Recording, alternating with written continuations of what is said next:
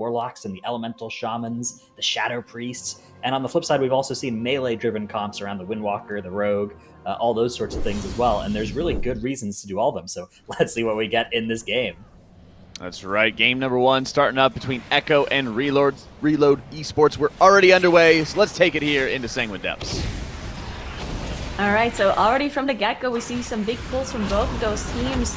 If you look at the comp, very similar. The only difference we have is a Shadow Priest on Reload side, while Echo is choosing to play that Windwalker Monk. Both of the mages playing Frost as well. Yeah, both of them playing Frost, and we know that Frost is really useful, especially in a situation like we're in the Sanguine Depths, where what we saw from the Mega Pump yesterday, it's just back-to-back-to-back massive pulls where you can have your cooldowns and damage up for every single pull, rather than kind of just being reliant on that combust cooldown. And also, not playing Frost instead of Fire frees up that Shadow Priest position as well for a better spec, right? The comp that Echo's running right now, this Windwalker Monk Rogue Mage spec, seems like it's pretty much the Exodia comp of this season, where you have the Frost Mage and the Rogue there to do as much focus damage as possible, and then the Windwalker just blasts the AoE. And this is it right here, this big pull. This is what we saw from Omega Pump yesterday, and it worked out great for them. Almost everyone in the group is going to be doing 60k plus DPS as they burst down these ticks, and at the same time they're going to be focusing down a ton of boss damage from that Rogue and Frost Mage. And check it out, the trash is all dead instantly already, and the boss is at half HP. Well, but Reload actually did a little bit of a bigger pull because they actually got the Tormentor in there as well. You can see Arcolath is there, while Echo decided to not actually pull that Tormentor. They just pulled, I think, the 2 or even 3 Brutes that they pulled on top of this with all of the ticks that were in this hallway. While Reload Esports decided to skip one of the Brutes in the back, but they did pull that Tormentor instead, which definitely, if Echo decides to go back and deal with that Tormentor afterwards, which is to be expected because no one wants to deal with that fire dot at the last boss, then Reload Esports actually could make up some time if they execute this properly, and it does seem like they're doing it. They killed the Tormentor, they killed the mobs, they only have the boss left to deal with. Yeah, and actually, now that I think about it, Echo's kind of inching towards the rest of the dungeon. There's no shot they're just going to skip Incinerator whatsoever, right? Like, I don't think so, no. Okay, maybe they were just positioning for orb spawn so they could kite it away towards the Tormentor. I mean, that would have been interesting. I don't think, have we seen teams skip Incinerator in like any dungeon yet? I don't think so. No, I don't think so. Nope. That'd be wild. I think like the only dungeons where it would be possible is like if it's a fortified dungeon that is like really low level, where you can just completely blast the boss in, you know, just during Bloodlust or something, I guess. But otherwise, it would be incredibly hard to deal with this magic debuff. And then you also have to consider that if you don't, like, if you leave Arcolath up, then you kind of have to kill the roof, because you can't have like a dot and a 50% healing reduction. Right. That would be like way too much damage. And if you have to pick one or the other, then you might as well just kill Arcolath, because it's just harder to deal with, I guess. But yeah, Reload Esports, I mean, it almost seems like they're actually ahead in the dungeon at this point, even though that trash is in favor of Echo. But that trash pull that they're doing right now should be close to the percentage that Echo just got from that pull before. So very close between those two teams. And Reload Esports yesterday, to be honest, I mean, yes, they didn't play well in that Necrotic Wake, where they had multiple wipes to the third boss. But the dungeon before, and up until everything falling apart, I think they did actually do well, and they had a lot of those like really MDI style big pulls. So I do think if Reload Esports plays clean, then their strats and their routes are actually really good. Yeah, and I mean, we were talking about teams going bigger on pulls. Looks like Echo is done up on Reload Esports here to get themselves back into the game. Gone for all of the trash that Reload Esports just dealt with at the same time, but they're also pulling it on top of the lanterns. They can start stacking that buff right now, and they'll have that damage buff available for the pull that both teams are about to do, whereas Reload Esports will not have that available. So you would think that this pull is going to go much better for Echo, since they're essentially doing 50% more damage and healing, as Jack likes to mention, but who really cares about it? True, no one really cares about that. It looks like Reload actually pulled that second Sentinel that patrols around there. I'm not sure if that was intended or if that was a mistake. It's possible that they just intended to pull this in to get an extra little bit of percentage so they can skip something later on. But we see this very rarely. Usually the Sentinels, you don't really want to play them if you can skip.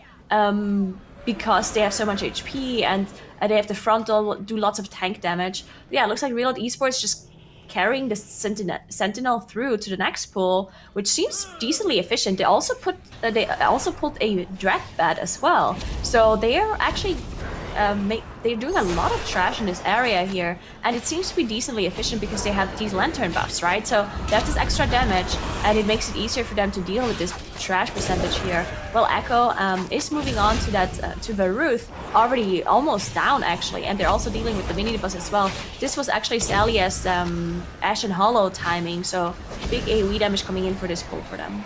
Yeah, and the big thing here is going to be whether or not the teams can actually extend their lantern buffs off of this, right? This is a huge, huge deal here.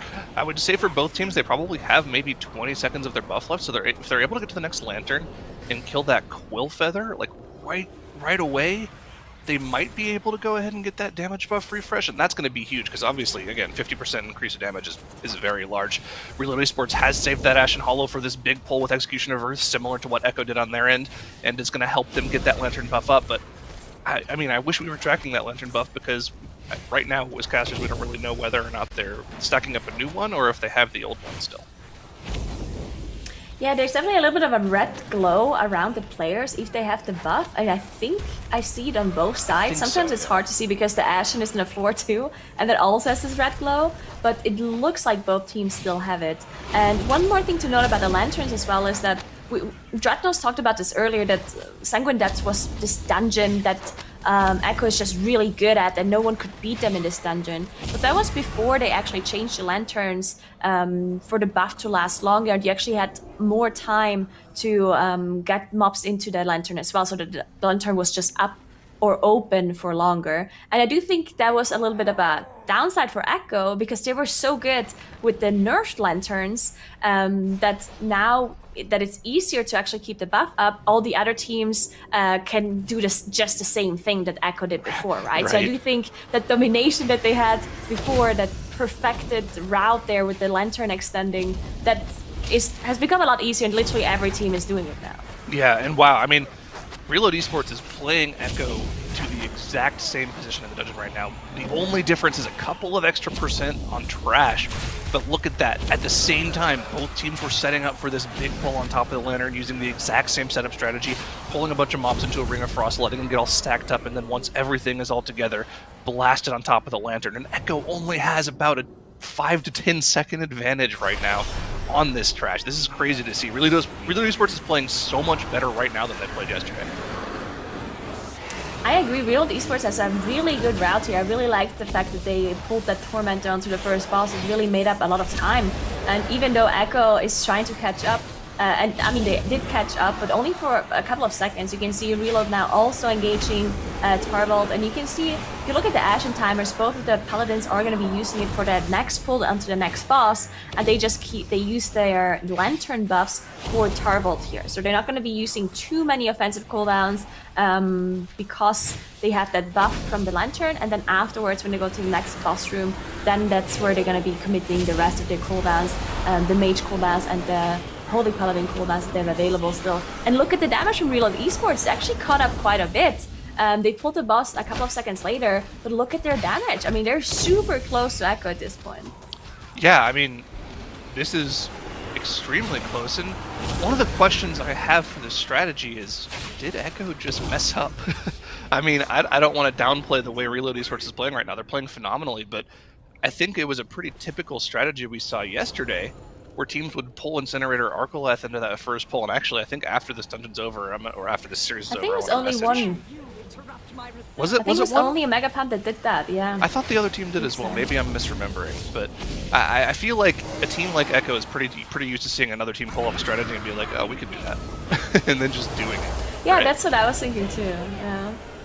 It might be, like, maybe they just don't think it's faster, I guess. Could be the reason, right? Maybe they think you want to have more trash in that first area, and if you want to pull all the trash and you can't pull it all on top, so you might as well split it into two.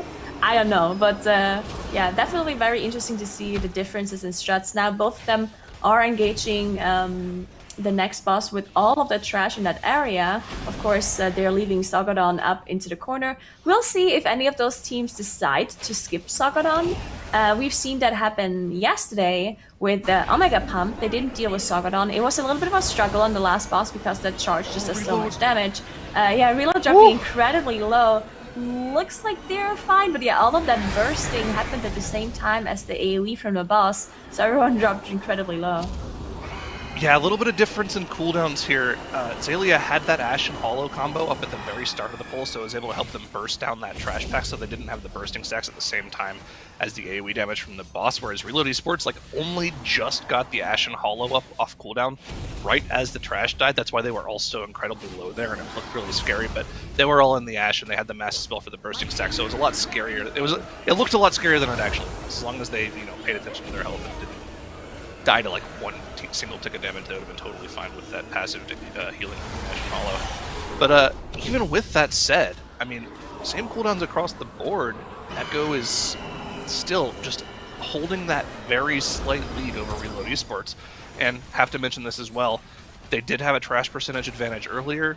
The trash percentage is dead even across the board now, so it's really just going to come down to pure execution in this last section of the dungeon in that gauntlet. And I'm really interested to see what the strategy is going to be here. I feel like Echo have to have something big planned because they've kind of been conservative in the rest of the dungeon. One of the things in Omega Pump's strategy yesterday that I thought they could have gone a little bit harder on if they wanted to is they only went for a double pull at the beginning of this gauntlet here.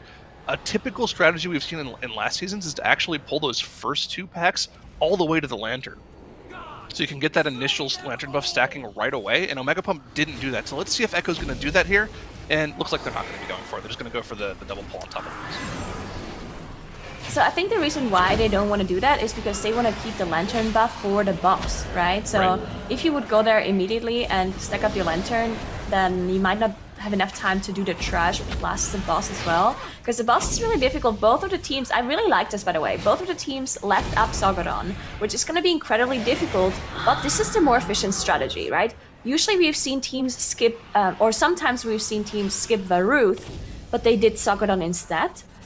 Just because on this specific boss in Sanguine Depths, everyone takes physical damage, so having that 50% physical damage increase is really dangerous because of that charge of the boss and the bleed effect that stays behind. But some of the teams decided, you know what, we're going to kill Sogadon because it's too risky, but we're going to deal with Varuth instead, so we don't have the 50% healing reduction around.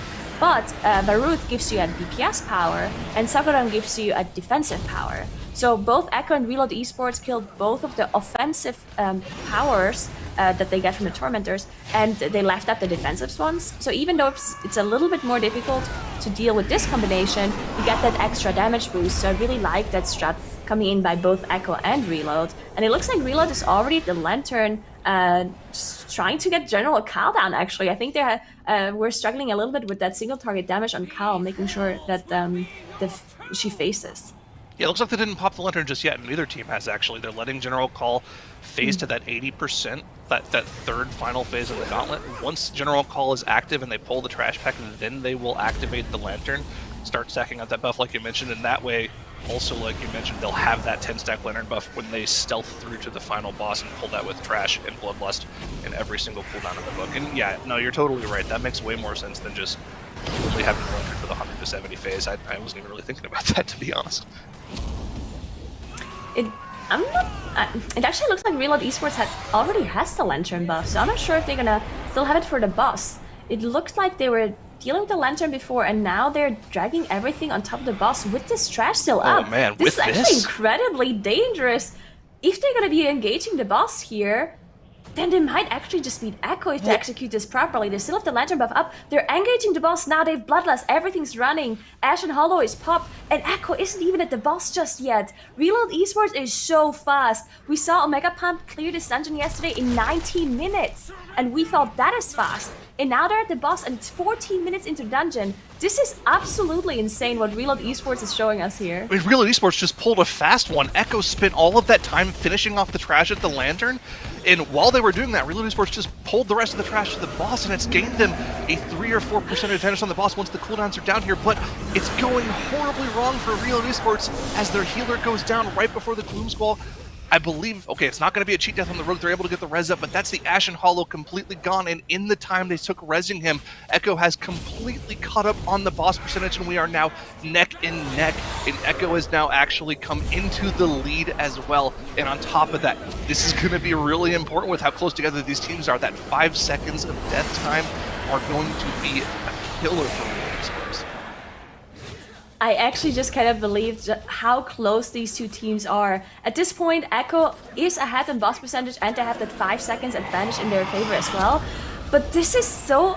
I almost want to say it's unfortunate for Reload Esports that, because if Echo would have made any mistake, one single mistake, then Reload Esports would have done it, right? But because their healer died at the end, lost the Ashen, their route was literally just faster. Reload had a faster route, but Echo executed their route better, and they had no mistakes, and now it's Echo that is going to be winning this with a really quick 15 minutes 34 time. But wow, I mean, Reload Esports, what a strut. Just when you think that you have the edge on Echo, one little trip up, one little mistake, and Echo is right there to be able to take it from you. So congratulations there by Echo. But man, when they watch that back, when they have Mears, who's been their sixth man and everything like that, helping them with some of the strategies. But when he watched that back, they're like, that was a lot closer than we wanted it to be, Dratos. Yeah, I mean, this is so exciting. Reload Esports really upped their level here today, and I hope that this is, I mean, if this team keeps this level of performance up, they could absolutely beat the other teams in this bracket. Even if they lose the series to Echo, they could end up taking the second ticket out of this bracket with this level of play. We have a real series on our hands here. That's right, and you just see how tight of a difference it was. And also, let's start going over some of those differences as well, and some of the compositions here, Drat, and some of the routes. Yeah, I mean, wow, look at that mage damage. That is absolutely crazy. Here are these first pulls of the dungeon. As you can see, we've got the Echo side of things, which is the slightly more count, right? This is 20% after the boss dies, which is good. But what Reload Esports did is even better, right? They were able to pull Incinerator Arcoleth onto this boss without it causing any huge problems. One thing that may have contributed to this, something like Vampiric Embrace from a Shadow Priest that Echo did not have access to, can actually be pretty valuable here, but we can't see the third spot in the healing meter, so hard to say for sure. But I think that would be a spot where maybe that's providing a lot of value in addition to the Ashen Hallow. And then, as mentioned on this third boss, again, Echo get here, and they have their Ashen Hallow up right at the start of the pull. And yeah, you can see the boss then, they run out of their Ashen Hallow. Things do get a little bit scary here there for a while for them. But of course, it all did come down to that last boss where once you started to see the pull onto the last boss from Reload Esports, you were like, okay, not only is their first boss strategy faster, the middle of the dungeon about the same speed, maybe executed a little bit slower, but still in pace. And the last boss, there's another 30 seconds of faster theoretical speed there. It just ends up being that, like, a death and everything kind of spirals out of control. But yeah. Even that, it didn't spiral out of control so much as the time gain evaporated, right? And it became slight time loss instead of time gain. Yeah, and we've seen a number of times as well with just specifically general call of like how well so many of these teams are able to manage, their single target versus their AoE. I mean, we've just been gushing all weekend as well, Zyro, about how like the rogues could be the difference maker, but it seems like the Frost Mages that are also able to pump some really good single target when they need to. No, they do great single target, and on top of that, they just do really good AoE as well, right? You have your Frozen Orb, which is like a 5-second cooldown when you're pulling massive AoE like that. Your Blizzard also 4 or 5 second cooldown, and in between those two globals, you're just spamming out Ice Lances. 10 to 15k damage every single time you hit it on pure single target. It's pretty disgusting the funnel damage they can do. It's just that they also do more passive AoE than the rogues, so they look better on the meter. Yeah, and that's what it is at the end of the day. You just got to look good on the meters as well. But with that victory, of course, it is going to take us into game number 2. Another of the Venthyr dungeons coming up on this one, Nagura. We are going to be looking at Halls of Atonement going to be coming up. We also have Tyrannical, Inspiring, and Quaking here. Yeah, and we actually already have seen Reload Esports route in Halls. They played it yesterday against the Paco, and they had a 14-minute 47 zero-death run that we thought was really impressive as well yesterday. So we'll see if it's going to be comparable to Echo's strat again. And yeah, I mean, we've seen Echo make mistakes yesterday at the end of that Mists run, right? They had almost like a full team wipe and they had to run back and it took them forever. So, I mean, at this point, I feel like if Echo makes a single mistake here or there, then Reload definitely can take those games because, I mean, I don't know, I'm just completely impressed by their Sanguine Depth strategy. And that also a tournament strat yesterday, that was also really fast. Oh, yeah. And when we're looking at just, we saw the really rough Necrotic Wake yesterday, and we were looking at like, oh, where are they, what's going on with them or anything. But man, when they come out of the gates today, Dratnos just having a excellent Sanguine Depth strategy. We did already see an excellent Halls of Atonement. If those are the focus points of what they're practicing, they are metagaming and choosing their routes throughout this bracket wonderfully. Yeah, it's a winner's mindset as well. Like, a lot of teams, when they get this pairing against Echo here, would instead choose to focus on the lower bracket match that's going to happen later today if they lose.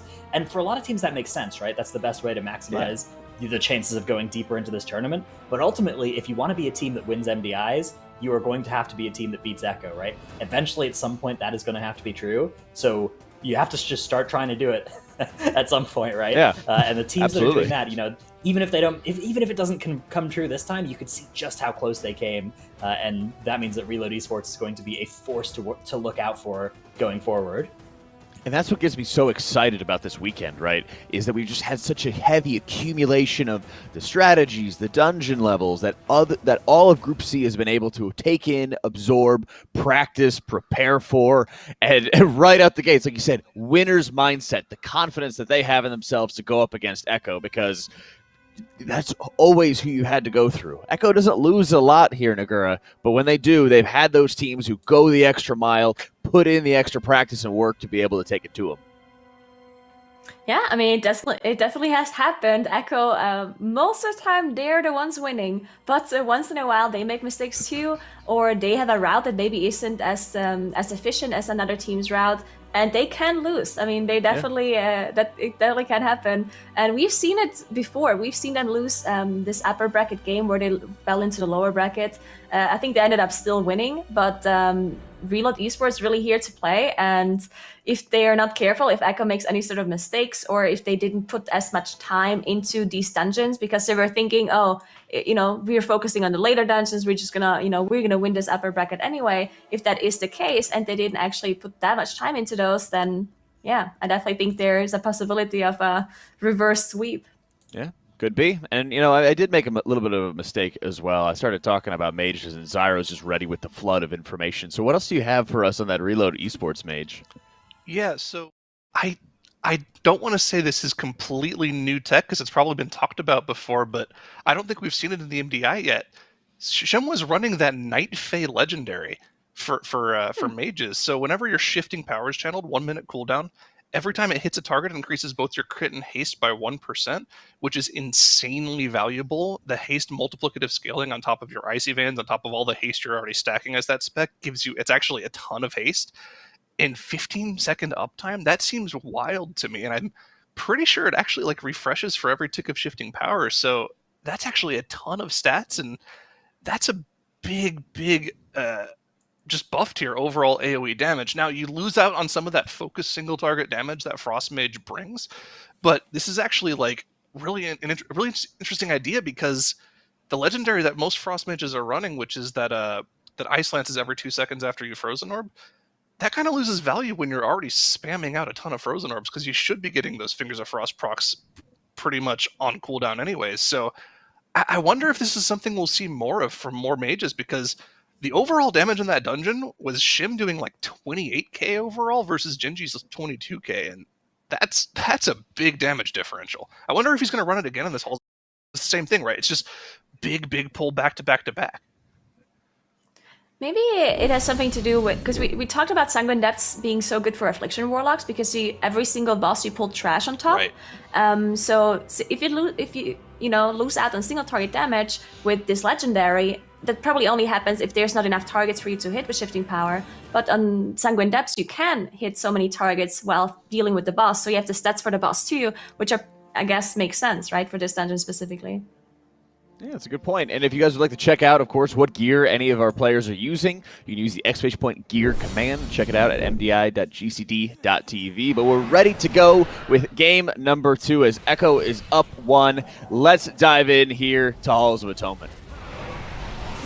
All right, so there we go. We'll see what Echo has to show us here in this dungeon. We saw Reload Esports yesterday. They are going to this right side. They're pulling Arcoleth immediately in to this shard pool. Looks like Echo is doing the same thing. So both of them pulling the shard, controlling the gargoyle, and also dealing with these inspired Houndmasters. So there's no way they can interrupt the Inferno cast from the Tormentor. So it's just going to go through and needs to be out-healed by the Paladins with their Ashen running. Yeah, but of course, you know, with the wings, with the Ashen, with the Bloodlust popped, that shouldn't be too big of a deal. And of course, with that insane focus damage, single target damage comp that both teams are running, again, with the Frost Mage and the Rogue, they shouldn't have any issues bursting them down. But check this out. Same pull size, and Reload Esports has just put Echo to shame here. They finished that first pull like 10 seconds faster. Yes, Echo pulled like 1 extra mob, but I'll take 10 seconds of an advantage, 15 maybe, over 1% trash any day of the week. Yeah, and I'm not sure if the MDI companion is already updated. You guys can check it out as well under mdi.gcd.tv. And it looks like Shimkins, or Simkins, I believe his name is. He just renamed him because of Shimmer, I guess, which is a really nice one as well. But he is running that same legendary again, and it really does seem to be paying off. I mean, the amount of damage this Frost Mage is doing is just insane. Of course, Gingy's also doing a lot of damage, but you know, it does seem to be a little bit of a difference, and they're clearing those packs quite a bit faster. Yeah, I mean, look at the difference in the damage in that pull, right? Shim was up near like the 50+K area. Gingy's only around the 40K, and you might be thinking, oh, they're both still topping the meters. But doing 25% more damage than your counterpart is like, it's a huge deal. I mean, I saw this legendary and I thought, oh, that's pretty decent, but I was thinking about Fire Mage when I thought about it, right? And you're never going to play any other legendary as a Fire Mage, right? You're almost always going to be playing just that crit damage boost. But for Frost, crit and haste are just your 2 best stats on AoE, right? Because of the way Shadow works for Frost Mage, you get insane value out of crit, and then on top of that, you get more Icy Propulsion stacks as well. I mean, your Icy Veins cooldown is pretty much like 10 seconds on a big AoE pull at this. Like, and also the stacking value of haste lowers your Blizzard cooldown. The lower your Blizzard cooldown is, the more Frozen Orbs you get out. The more Frozen Orbs you get out, the more AoE damage you do. Frozen Orb is your top damage by far in a dungeon like this. So, yeah, stacking haste percentage increases are just nuts for Frost Mage, and I love seeing the new legendary tech. Yeah, I definitely like it, especially when there's teams that are maybe not known to be like the top teams come in and they have these new kind of things that the other teams didn't think about. This happened before, right? Where we had, I believe it was Reload Fulcrum that came in with the Holy Paladin Shadow Priest combination that was completely new to all the other MDI teams. Everyone was playing that Disc Priest and didn't think about that Ashen Hollow Holy Paladin, and all of a sudden everything changed in the MDI. As soon as other people saw that comp, everybody switched to it. So it's cool to see these kind of new things and new techs coming into the MDI. But yeah, both of the teams now dealing with Halkias, and you can see Reload reached the boss first, so they are a bit lower. It is 21 tyrannical, so the percentage that they are ahead is actually quite meaningful, at close to 10%. And they just keep pulling more and more trash into the boss, as you can see on their side. They're gonna get a lot of percentage here. I'm pretty sure yesterday they accidentally went over percentage. They killed like 6% trash too much. We'll see if that was just a body pull or if they can even be faster than their time yesterday, if they don't do that extra trash pull that they did last time. Yeah, exactly. I mean, that is something interesting for sure. I remember. I'm sorry, I'm so hung up on this Frost Mage legendary choice. I remember during time trials, actually, I believe it was Xingshen, the mage for our team over in China, Astro Y. He was playing with disciplinary command for Frost into other side, because in the Ardenweald area you're just blasting AoE non-stop, and it was actually just a better legendary for pure AoE than any of the regular Frost options. besides Glacial Fragments, but you never played Glacial Fragments because that's no single target increase. And yeah, I just wonder why nobody else ever thought to use this legendary, because it seems like it's working out great for Reload Esports. Now, of course, on that particular pull there, Echo did actually end up pulling ahead on boss damage, and I don't want to say it was specifically because of the Frost Mage damage, but Gingy is going to have better focused boss damage because the legendary is running. But for pure AoE, this legendary should definitely be better. Yeah, that's definitely a good point, because on some bosses here in this dungeon, you cannot really pull any trash on top. On Echelon, you do have the ads that spawn, these Stone Fiends, where Simkins could use his shifting power there to get those extra stats. But then on the last boss, there's nothing you can really pull on top. So you're not gonna get the extra stats there necessarily. So yeah, we'll see how the damage goes for that last boss. But now looking at the Echelon, Reload Esports did pull ahead. Even though they pulled the boss later, they're now going ahead. It's probably just because of cooldown differences, right? Whenever someone pops their cooldowns, they're gonna be, you know, jumping ahead for a couple of seconds, and then their damage is gonna go down. And if the other team pops their cooldowns later, then that's just gonna be a little bit of a back and forth between boss percentage. But look just how close these teams are. This is absolutely crazy. Both of them should have enough trash. I do remember that it's like 80% that they need. I would assume that Echo didn't miscalculate it, and 79 is just gonna be fine for them as well. Yeah, if I remember exactly, it's like 79.85 is exactly what you need to make sure you have enough trash after killing the second boss, so they should be fine. I would hope that a team that's as well established as Echo and the MDI would not mess up your trash count, especially when they have mirrors over their shoulder telling them, you know, calling the shots for them like that. So I'm going to go ahead and assume that they're fine, but check out one of the things that Echo is doing on this boss that it looks like Reload isn't quite in tune with. Echo is just letting Frag use those ads on this boss to pump boss damage, doing, again, 30%, 40% more pure damage on this boss than the other rogue, is allowing them to just blast Echelon down, and they have a 10% boss advantage because of it. Yeah, that's definitely a nice thing that Echo is doing here and showing us how they get that extra damage in.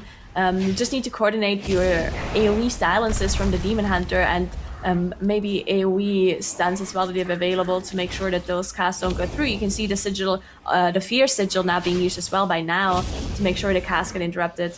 And now one more thing that I remember just now is Reload Esports yesterday, they skipped Veruth, but then they killed Sogodon afterwards. And I was questioning this decision because I felt like if you're gonna kill one or the other, if you're gonna kill Sogodon or Veruth, then you might as well just go with Veruth, because that one gives you a damage power, right? So yeah, we'll see what they do, but Echo is skipping Veruth as well, immediately pulling everything on top of the boss here. We'll see if Reload Esports is gonna do the same. Looks like they are. And yeah, if they're gonna deal with Sogodon after this boss on Reload side and Echo is not, then that's going to be a big advantage for Echo. But this is a big deal here for Echo right now, as Echo had the Ashen Hollow. Azalea popped that Ashen Hollow right away just now, so he's going to be able to help heal his team up and do damage to the trash. Reload Esports doesn't have their Ashen for another 10 seconds still, so their initial damage on this boss is going to be a lot worse than Echo's. Echo should just pull ahead by a lot here. And the other important thing is that Ashen's going to be up sooner for Echo on the final boss as well. So Reload Esports is just falling further and further behind here after that insane first sprint of the dungeon. It looks like they're just not able to keep the pace up and match up with Echo. Yeah, definitely falling a bit behind. They do have their Ashen now up as well, so they might be able to catch up a little again with that cooldown being used. You can see though that Echo did just gain a lot of single target DPS because of the cooldowns they used. They have the 2 inspired mobs now up for Reload as well. If you can look at their side, they have both that Gargan and the Collector. We saw them do this yesterday, and I was really impressed with how they dealt with this, because usually you want to just focus down the inspired mobs as fast as you can so you can interrupt the boss, because the boss casts that volley.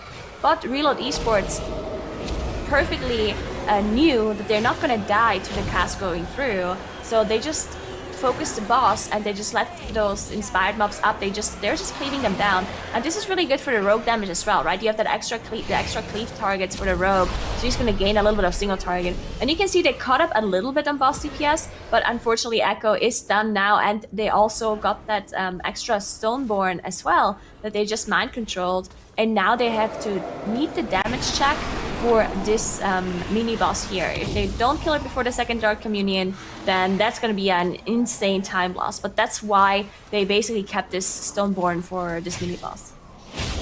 Oh yeah, and I mean, it should be a really quick, easy job for both teams to just burst down this Inquisitor, but we've seen for multiple teams in the past, namely Complexity, they've had sometimes had issues burning down Cigar here, but it shouldn't be too big of an issue for Echo here as Inquisitor Cigar goes down. Reload Esports just now starting to go for their burst onto the Inquisitor, but do they have a Gargoyle? I don't think I see one on the screen. They had right one. Now. They had one, but I'm not sure where it went actually. They had one. I remember them pulling it. Huh. But maybe it. Well, they still did it though. They still did it. It doesn't close. matter. But I mean, they did it again slower than Echo, and Echo has already pulled Lord Chamberlain. They already have Lord Chamberlain down to 85%. And remember, look at the Ashen Hollow timers across the board for both teams right now. Zalia's is up a minute from now. They have to wait a minute and 30 seconds for McLean's on the side of Reload Esports. I mean, if everything goes clean for both teams here, Echo is just in the driver's seat. Definitely, they're just the 10% boss HP ahead, but it's still incredibly close. And you have to keep in mind, they have 3 Tormentor debuffs here. They have the physical damage increase, 50% healing reduction, and 50% slow. If you get hit by any of those statues, you're gonna be one-shot for sure. And then you also have this intermission phase with the Ritual of Woe that's going up for Echo right now. You can see them soak it with immunities, probably. It looks like Sally is not even immuning it. He's just tanking it and out-healing it on himself. But yeah, huge amount of damage. He actually had to bubble just now to be able to survive. He dropped incredibly low, so he did get that bubble off after all. And yeah, Reload Esports, gonna be hard for them to make up the damage. Bloodlust being popped now by Echo because the Ashen is about to come up. All of their cooldowns are available, so they're now gonna be doing a huge amount of single target damage to the boss. But the Ashen not ready for another 30 seconds for a reload, so they have to hold their Bloodlust for another like 20 seconds. And I mean, if you're a Reload Esports fan right now, you have to just hope that Echo gets obliterated by a statue, because that's the only way they have a chance of coming back right now.